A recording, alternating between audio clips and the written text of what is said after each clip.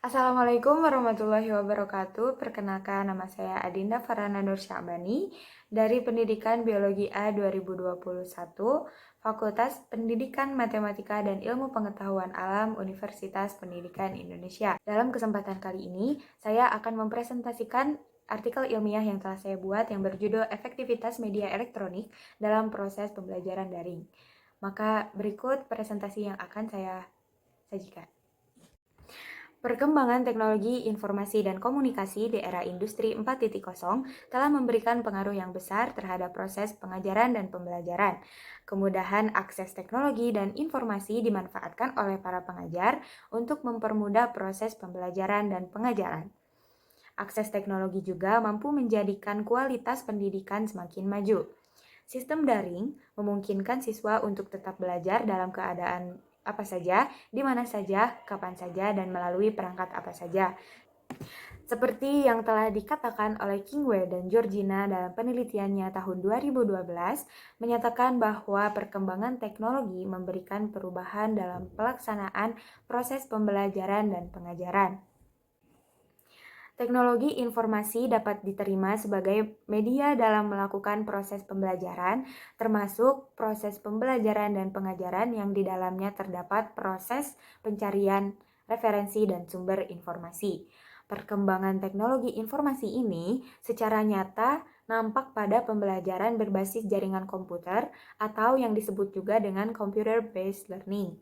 Secara nyata, penggunaan jaringan online ini menggunakan internet sebagai sarana komunikasi interaktif. Sebagai salah satu contoh penggunaan internet dalam pengajaran dan pembelajaran, yaitu seorang siswa dan teman-temannya menyelenggarakan diskusi dalam grup obrolan atau video call yang tentunya menggunakan teknologi dan internet yang mendukung untuk proses pembelajaran dan pengajaran. Dalam hal tersebut, penggunaan internet dalam proses pengajaran dan pembelajaran mempunyai harapan ke depannya untuk memperoleh hasil belajar yang lebih efektif dan lebih baik daripada pengajaran secara konvensional. Masalah yang serupa telah diteliti oleh Nurul Lailatul Husniah dan Lukman Hakim pada tahun 2019 dengan judul penelitian Efektivitas Pembelajaran Berbasis Daring, sebuah bukti pada pembelajaran bahasa Inggris. Kemudian penelitian yang selanjutnya pernah diteliti oleh Santi Maudiarti pada tahun 2018 dengan judul penelitian penerapan e-learning di perguruan tinggi. Teori yang dikaji atau hal yang menjadi indikator dalam penelitian ini adalah bagaimana media elektronik atau platform dalam media elektronik dapat bekerja dalam melaksanakan proses pembelajaran daring yang kemudian di sana dapat terlihat seberapa efektif penggunaan media elektronik dan fitur di dalamnya dalam pembelajaran daring. Metode yang digunakan dalam penelitian ini adalah survei analisis, di mana peneliti memberikan survei kepada partisipan berupa kuesioner yang di dalamnya terdapat pertanyaan-pertanyaan yang berkaitan dengan efektivitas penggunaan media elektronik dalam pembelajaran daring. Kemudian, partisipan dalam survei kali ini adalah mahasiswa yang masih aktif dalam pembelajaran daring di universitas seluruh Indonesia, khususnya Jawa Barat. Tujuan dari diadakannya penelitian ini adalah ingin membuktikan bahwa media elektronik itu efektif dalam pembelajaran daring, kemudian bagaimana pengaruh media elektronik dalam pembelajaran daring, dan bagaimana proses pembelajaran menggunakan media elektronik berlangsung. Alat pengumpul data yang dikumpulkan dalam metode kali ini adalah menggunakan fitur Google Form dan proses pengambilan data ini berlangsung selama 3-7 hari. Kemudian sebelum disimpulkan, terdapat validasi terlebih dahulu hingga akhirnya dapat disimpulkan hasil dari penelitian ini. Kemudian nantinya akan dibahas beberapa kelebihan dan kekurangan serta harapan kedepannya mengenai penggunaan media elektronik dalam pembelajaran daring. Hasil dari penelitian ini adalah sebanyak 100% mahasiswa yang menjadi partisipan dalam penelitian ini menyetujui efektivitas penggunaan media elektronik dalam proses pembelajaran daring. Penggunaan media elektronik juga harus disertai dengan perangkat yang mendukung agar proses pembelajaran daring ini berjalan dengan lancar, tidak ada kendala, dan efisien. Platform yang digunakan dalam proses pembelajaran daring juga sangat beragam, dimulai dari platform video conference, grup di berbagai media sosial, kuis yang berupa form maupun aplikasi tertentu, kemudian berbagai aplikasi e-learning yang telah disediakan oleh masing-masing universitas. Platform video conference dinilai sangat efektif dalam pelaksanaan pembelajaran daring karena bersifat interaktif antara siswa dan pengajar, kemudian di dalamnya terdapat banyak fitur yang mudah diakses dan sangat berguna dalam proses pembelajaran daring. Kemudian hasil yang selanjutnya yaitu efektivitas grup obrolan dalam proses pembelajaran daring yang di dalamnya terdapat 55,6% mahasiswa yang menjadi partisipan menilai grup obrolan kurang efektif dalam mendukung proses pembelajaran daring karena dinilai susah diterima oleh siswa, kemudian penyampaian yang kurang jelas, serta seringkali terjadi kesalahpahaman antara pengajar dan mahasiswa ketika ada salah paham dalam intonasi baca di dalam grup obrolan.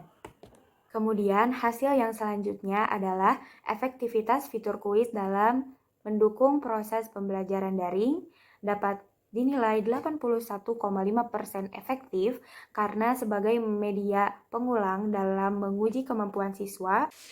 Penggunaan media elektronik dalam pembelajaran daring ini sudah terbukti efektif, namun tidak terlepas dari kendala yang terjadi selama proses pembelajaran daring.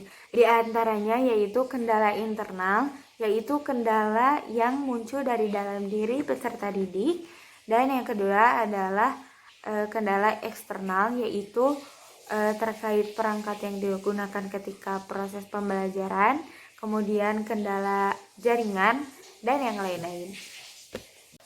Kelebihan dalam penggunaan media elektronik dalam proses pembelajaran daring diantaranya siswa dituntut untuk melek terhadap teknologi terkini dan dapat menggunakannya. Yang terakhir adalah penggunaan media elektronik dalam proses pembelajaran daring ini lebih memudahkan komunikasi antara pengajar dan peserta didik khususnya dalam menyampaikan pembelajaran, sehingga dapat dihindari ada kejadian miskomunikasi atau yang lainnya.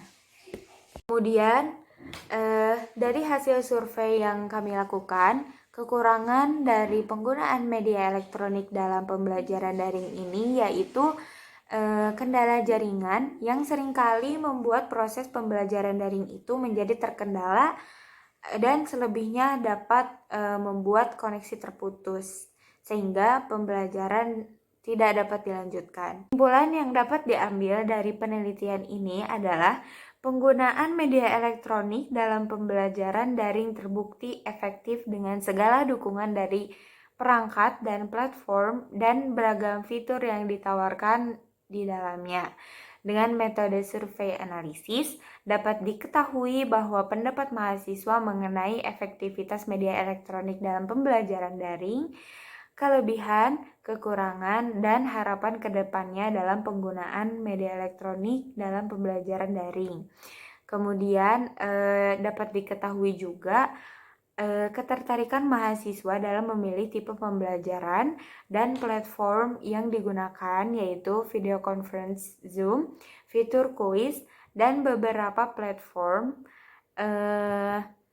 yang lebih efektif dalam pembelajaran daring.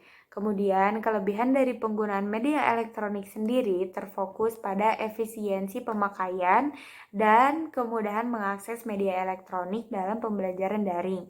Sedangkan, kekurangan dari penggunaan media elektronik sendiri terfokus pada faktor eksternal yaitu kendala jaringan internet dan distraksi dari aplikasi atau hal-hal lain, serta dampak negatif yang diberikan kepada tubuh ketika melaksanakan kegiatan pembelajaran daring tersebut. Hal ini diharapkan ke depannya mengenai penggunaan media elektronik dalam pembelajaran daring, yaitu lebih ditingkatkan lagi penggunaan media dan pelengkapan fitur dalam berbagai platform agar semakin mempermudah penggunaan media elektronik dalam pembelajaran daring.